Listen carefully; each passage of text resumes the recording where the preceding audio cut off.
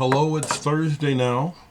I may as well keep these on because 4/16/20. It'll be the Universal 420 here pretty soon.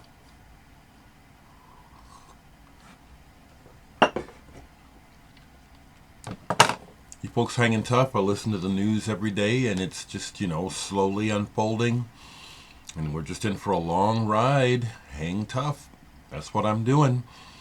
I still don't have a mask, but thankfully a woman that I know made one for me and she's mailing it to me. So hopefully it will arrive today. But I did pretty good. I still don't have to go to the store.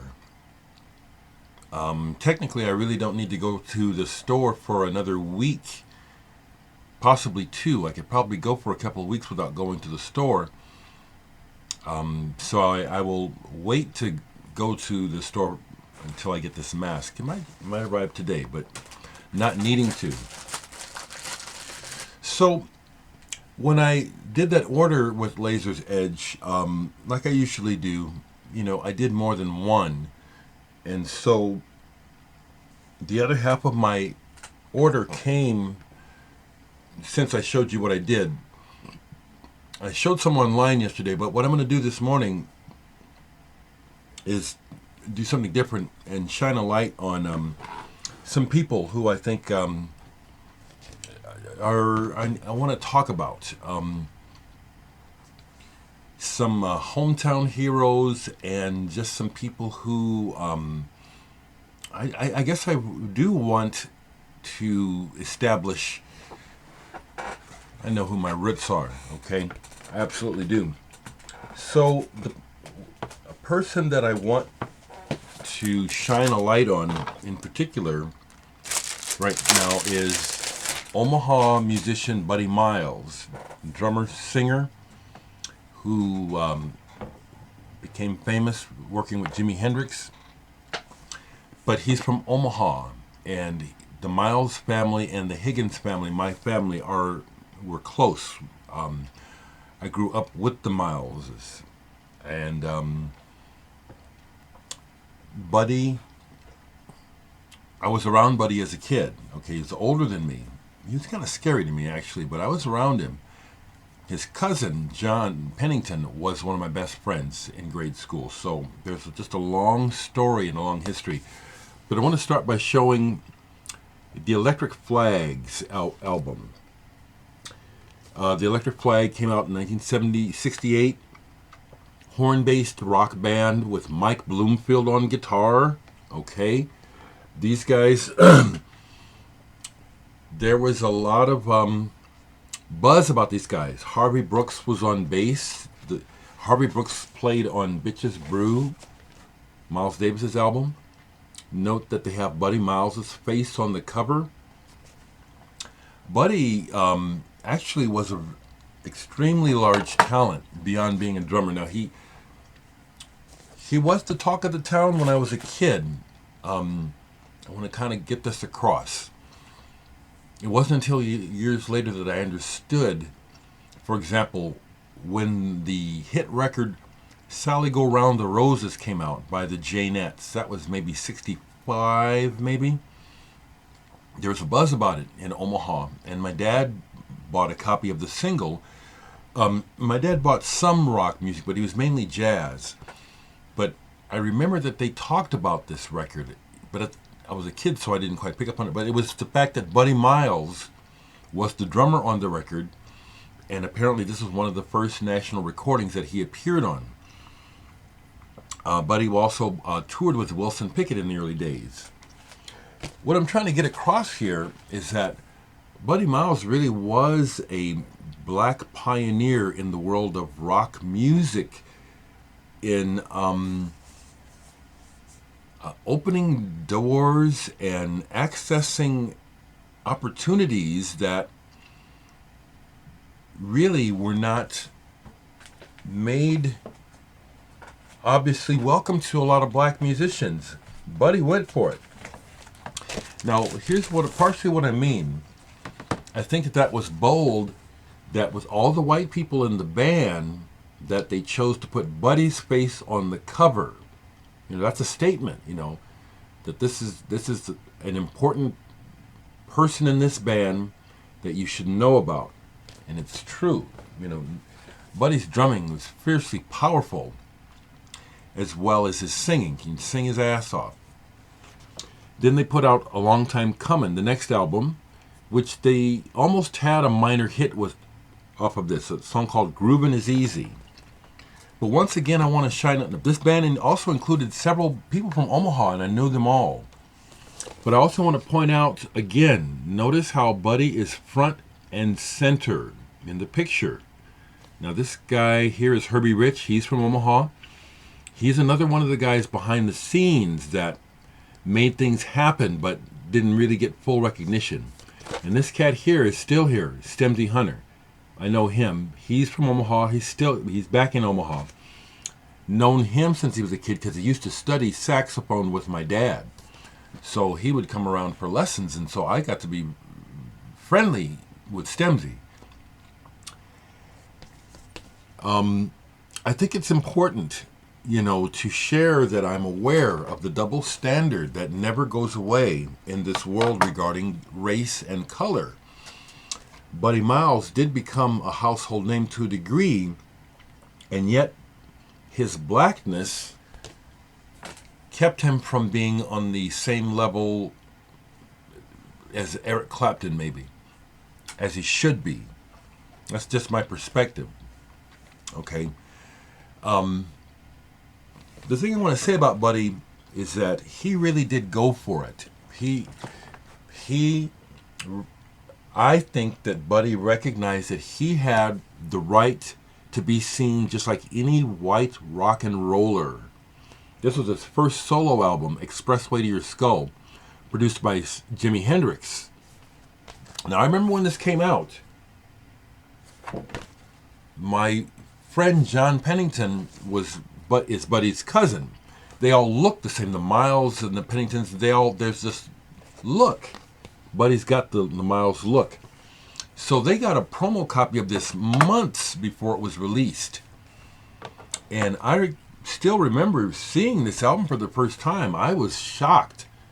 I knew that Buddy was up to something. I was aware of everything.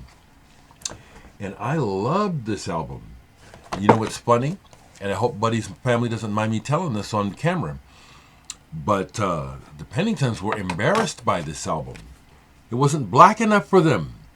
Kind of like the stuff that I deal with, still to this day with dumbasses.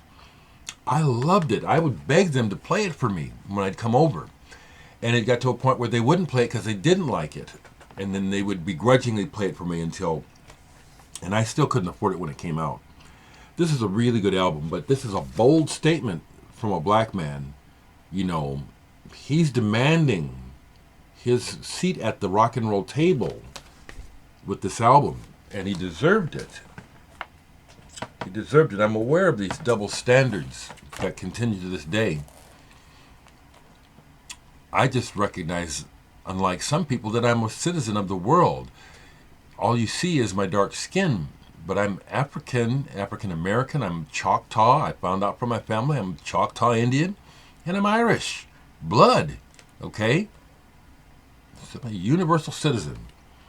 Then he put out Electric Church. Once again, look at how boldly Buddy presents himself. He's saying, I'm bad, I'm here, and I'm legit. Accept me. And this is a very good album. Besides Jimi Hendrix, Buddy Miles was a very important, inspiring individual to me. Here's another thing he did that I thought was just, Buddy's on it. When he put out a message to the people, he commissioned Marty Clarwine, the artist that did Bitches Brew and some other amazing covers, to do his cover. That's a killer cover. Hank Red, the horn player from Omaha, who was with Stevie Wonder, also played with Buddy.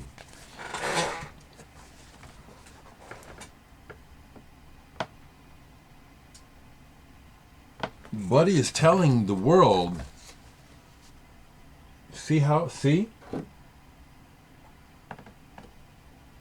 it may seem egotistical, and it was, but like he said, it's a message to the people. This is ours. This rock and roll thing, this stardom thing, this whole thing that the white world is having so much fun at the table at, we belong there too. And I'm here to claim my position. This was very bold at the time. And this is an excellent album. Now, Buddy wasn't the best businessman. There's stories about him, and many of them are true. But I'm giving him respect for being a very bold black man to take on the music business. And I almost got to play with Buddy. The last time I was at a jam session with Buddy, I was supposed to play with him, but there was tension at the bar, and I don't drink, and I don't like bullshit. And I left before things got ugly, and they did. The jam went down, but some people also had a big nasty fight that night. That was one of the last times I got to hang out with Buddy, and then one more time after that, shortly before he died, I got to hang out with him down by the riverside. Chapter 7, Buddy Miles. Again, Buddy, he did have a very large ego. There's family pictures. There's these pictures over here. That's history that I know personally. I need to get a good copy of this. This is really beat up. But Them Changes was probably his biggest selling album. My copy is beat. His version of Down by the River Run here. Excellent. Buddy. Two more I'll show, and then I'll show one more band. Live. Again, Hank was in the band at the time. And we got to live together. Stoned on his butt. Look at Buddy. Love him. So I wanted to shine a light on him and some other brothers who were pioneers of rock besides Little Richard and Chuck Berry.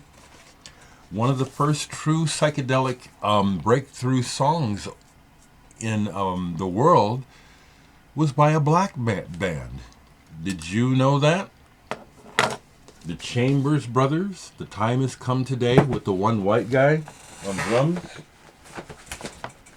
Chambers Brothers have a deep history beyond rock music, going way back. And it's a shame that they have been overlooked by history. Most of them are dead now. My young friend Blake, who plays horn and is like a son to me, has played in a lot of soul bands with his young white butt. But he has a lot of soul. And so he played a show where Willie Chambers of the band was in the club or played on the same bill. And Blake was knocked out and asked him for his autograph after the show. Blake said Willie's response was, "I can't believe somebody actually wants my autograph." I remember back in the early days of underground radio, when the long version of this would come on with all the echo and stuff, there was nothing else out like that. This was before Inagata de Vida. Inagata de Vida was probably the next thing to come out psychedelic like this, to hit. But do we ever hear, we still hear about the Beatles, we still hear about Cream, Eric Clapton, Fleetwood Mac, all those white people. We don't hear about the brothers. That horrible double standard is real, people. I'm aware of it. Don't be coming here and tell me I'm not black enough. Yeah, that bugs me when that happens because I've dealt with it all my life. Because it's wrong. An obscure album of theirs, Night Move. Get that out of the way. A New Time, A New Day. These are good records that are just lost to time. These are solid rock albums. Now, here's one, kind of a concept album. See if you can find this one. Double album, Chambers Brothers, Love, Peace, and Happiness. They were on it and ahead of the times. The Chambers Brothers, one more. They got a cover done by Marty Clarwine. Make sure. Yep. New generation. Psychedelic as hell. I know my roots, people. I know my roots. One more quick thing before I go. You know, Pat, I'm making a video. I'm in the middle of it. I'll call you right back. All right.